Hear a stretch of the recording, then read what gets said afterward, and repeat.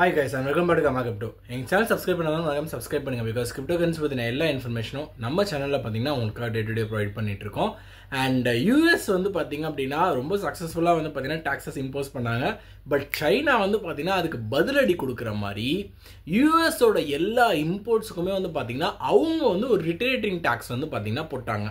So almost 34%. So இதனால வந்து பார்த்தீங்க அப்படின்னா குளோபல் ட்ரேடுமே வந்து பார்த்தீங்கன்னா யூஎஸும் சைனாக்கிட்டையும் நல்லிஃபை ஆகிடுச்சு.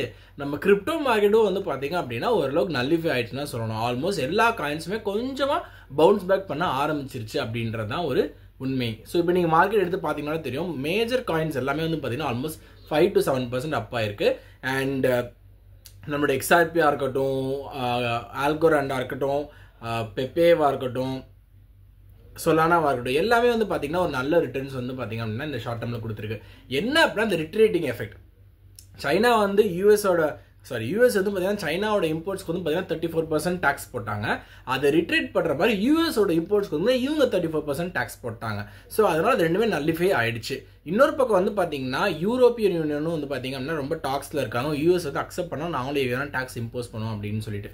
ஸோ ஒரு சைடு அந்த டாக்ஸ் சுச்சுவேஷன்லாம் பார்த்தீங்கன்னா இப்போ ஓரளவுக்கு எல்லாருமே கடிக்க ஆரம்பிக்கிறாங்க. ட்ரம்ப் வந்து பார்த்தீங்கன்னா எல்லாரும் கடிக்க ஆரம்பிச்சாங்க, இவங்க கொஞ்சம் கடிக்க ஆரம்பிக்கிறதால குளோபல் லெவலில் வந்து பார்த்தீங்கன்னா அதே நிலைமை தான் நிலவிட்டு இருக்கு. இது எந்த அளவுக்கு அட்வர்ஸாக மாறினாலும் மாறலாம். பட் இப்போதைக்கு கிரிப்டோ மார்க்கெட்டு எந்த ஒரு இம்பாக்ட்டுமே இல்லை, அது கொஞ்சம் பாசிட்டிவாக தான் இருக்குது. இன்னொரு முக்கியமான விஷயம் பைகாயின்ஸ். பைகாயினோட ஃபியூச்சர் என்ன அப்படின்னா கொஞ்சம் கவலைக்கிடமான நிலைமை தான் இருக்குங்க. ஸோ ஆல்ரெடி பைகாயின் வந்து பார்த்தீங்கன்னா 0.5 வரைக்கும் வந்தாச்சு. என்னடா $1, 1.2, 3.14 வரைக்கும்லாம் ஒரு காலத்தில் நம்ம பேசிகிட்டு இருந்தோமே. இப்போ அதோட நிலைமை வந்து பார்த்தீங்கன்னா அதில் பாதளத்துக்கு போயிடுச்சு. இதில் ஒஸ்ட் கேஸ் என்ன அப்படின்னா 0.3 சென்ட்ஸ் வரைக்கும் கம்மியாகும் அப்படின்றத நம்ம எல்லாமே ப்ரிடிக்ட் பண்ணிட்டு இருக்காங்க.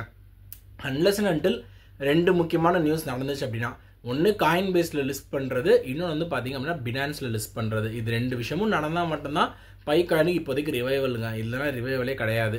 அண்ட் ரொம்ப முக்கியமான விஷயம், ரெண்டு முக்கியமான விஷயத்தை நீங்கள் நோட் பண்ணணும். ஒன்று, பையோட வேல்யூ டிராஸ்டிக்காக குறைஞ்சிட்டே வருது. ஸோ இதனால பையோட ஈக்கோ சிஸ்டமில் இருக்க டிஆப்ஸ் இருக்குல்ல, பை ஆப்ஸ் மூலமாக நம்ம வாங்கலாம்லாம் சொல்லியிருந்தோம்ல, ஸோ அதுவுமே வந்து பார்த்தீங்கன்னா டிராஸ்டிக்காக கம்மியாயிடும். இன்னொன்று வந்து பையோட வேல்யூ ரொம்ப கம்மியாயிடுச்சு அப்படின்னா யாருமே பை ஈக்கோ சிஸ்டமில் இருக்க மாட்டாங்க, வேறு கிரிப்டோ ப்ராஜெக்ட்ஸை பார்த்து போய்கிட்டே இருப்பாங்க. இதை பை டீம் உணர்ந்து அவங்க வந்து பண்ணக்கூடிய ஒரே விஷயம், பில்லியன்ஸ் ஆஃப் பை டோக்கன்ஸ் வந்து பார்த்தீங்கன்னா அவங்க பை ஃபவுண்டேஷனில் இருக்குது, பை வேலட்ஸில். அதெல்லாம் அவங்க பேர்ன் பண்ணாங்க அப்படின்னா கொஞ்சம் ப்ரைஸ் ஏறுறதுக்கான வாய்ப்பு இருக்குது. ஸோ இதை அவங்க எப்படி கேர்ஃபுல்லாக எடுத்து பண்ணுவாங்க அப்படின்னு நம்ம வெயிட் பண்ணி தான் பார்க்கணும். So that is news and share the case today. கண்டிப்பாக உங்களுக்கு இன்ஃபர்மேட்டிவாக இருந்திருக்கும்னு சொல்லி நம்புகிறோம். ஸோ தொடர்ந்து கமா கூட சேனல் சப்ஸ்கிரைப் பண்ணி வாட்ச் பண்ணுங்க all the interesting news regarding crypto currency. Thank you.